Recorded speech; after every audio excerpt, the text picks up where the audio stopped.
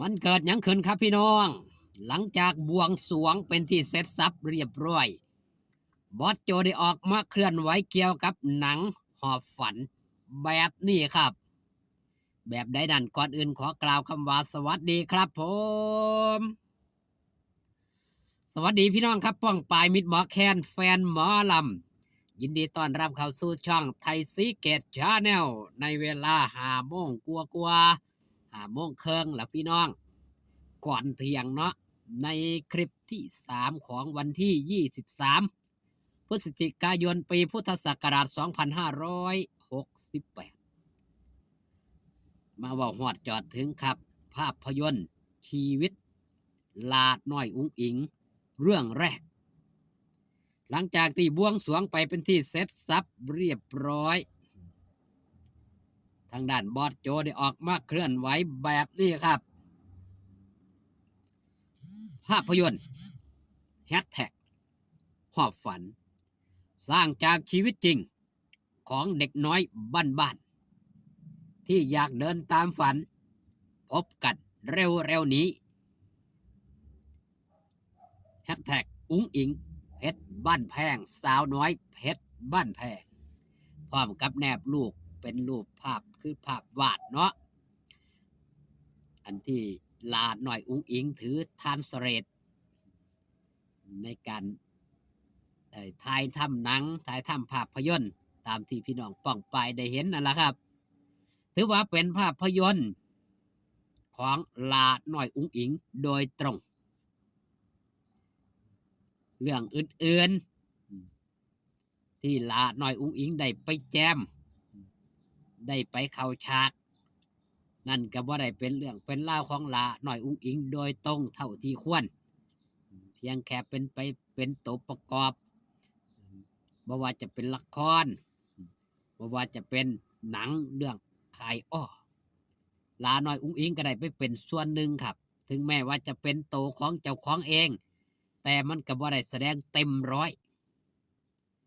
แต่เรื่องหอบฝันนี่แหละครับลาน้อยอุ้งอิงเป็นอุ้งอิงเต็ม100%ทั้งหมดทั้งมวลเกี่ยวกับเรื่องราวเกี่ยวกับความเป็นมาเป็นไปของลาดน้อยอุ้งอิง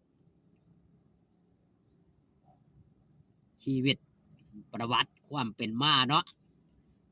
ว่าง่ายๆครับถ้าบ่เด่นถ้าบ่ดังถ้าบ่ปังอีหลีนี่ยากครับที่สิได้มีหนังเป็นของเจ้าของเฮาสิเห็นได้ผู้ใดครับที่มีหนังเป็นของเจ้าของนั่นก็คือทางด้านพระสงฆ์องค์ข้าเจ้านี่ละที่เพิ่นที่เพิ่นดังๆลูกศิษย์ลูกหากสินำประวัตินำเรื่องเล่าไปสร้างเป็นหนังมาให้มิตรหมอแค้นแฟนหมอลำได้เบิงลาน้อยอุ้งอิงกระเชกเช่นเดียวกันครับบอสโจผู้ปั่นผู้แต่งผู้กำกับก็อยากเห็นครับอยากเห็นอยากเบิงอยากแย่งอยากสร้างให้ให้เกิดยังครับให้เกิดเป็นประวัติเป็นตำนานศิลปินคนหนึ่งในนามอุ๋งอิงเพชรบ้านแห้งนี่ละลาน้อยอุ๋งอิงนี่เป็นศิลปินหนึ่งเดียวแห่งวงการหมอล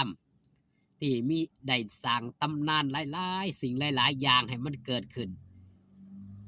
บอกสิ่งที่บ่เคยเกิดขึ้นในแวดวงการหมอลำมาก่อนลาน้อยอุ๋งอิงเป็นผู้ปลุกกระแสนั้นขึ้นมาบ่ว่าจะเป็นความนิยมชมชอบศิลปินวัยเด็กลาน้อยอุ๋งอิงก็ถือว่าเป็นคนแรกครับแห่งวงการหมอลำที่เข้ามาแล้วเฮ็ดให้แฟนคลับ FC ติดตามวงหมอลำวงอื่นๆก็เฮ็ดน้ำบัดน้ำเด็กน้อยเข้ามา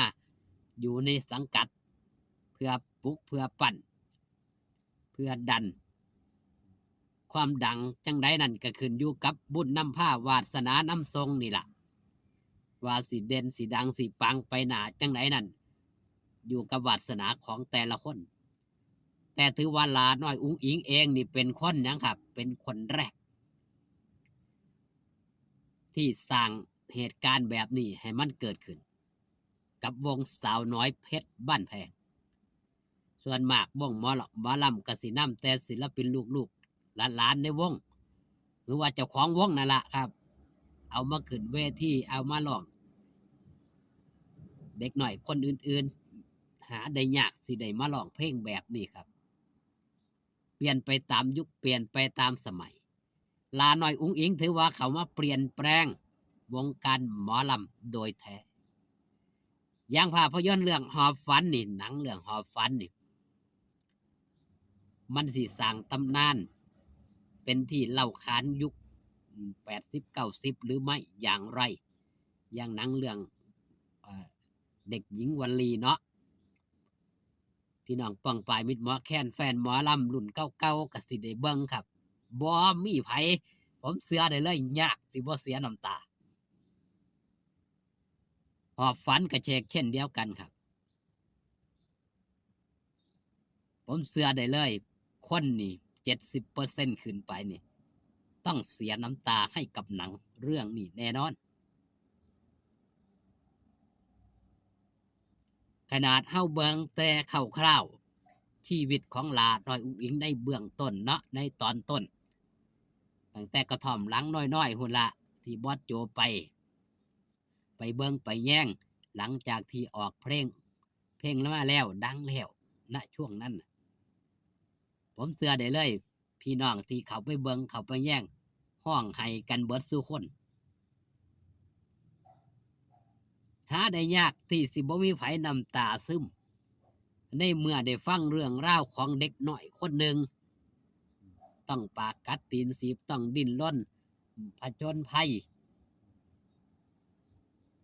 ต่างๆนานากว่าสิได้มาถึงมือนี่ณปัจจุบันเป็นเด็กน้อยที่สร้างแรงบันดาลใจเป็นเด็กน้อยที่สร้างความฝันหอบความฝันและก็สร้างความฝันให้กับเด็กน้อยรุ่นหลังๆได้มาเบิ่งได้มาแย่งบอสโจจึงได้การันตีครับบอสโจจังได้ให้การสนับสนุนเป็นผู้ปั้นเป็นผู้ตบเป็นผู้แต่งพร้อมกับนำเสนอสู่สายตามิตรหมอแคนแฟนหมอลำในเรื่องราวของลูกสาวคนใหญ่ที่นำพาความสำเร็จมาสู่ชายคาสาวน้อยเพชรบ้านแพงเอาคลิปนี้ฝากตอนเอาไว้แต่เพียงซ้ำนี้ครับพอกันคลิปหน้าสบายดีครับผ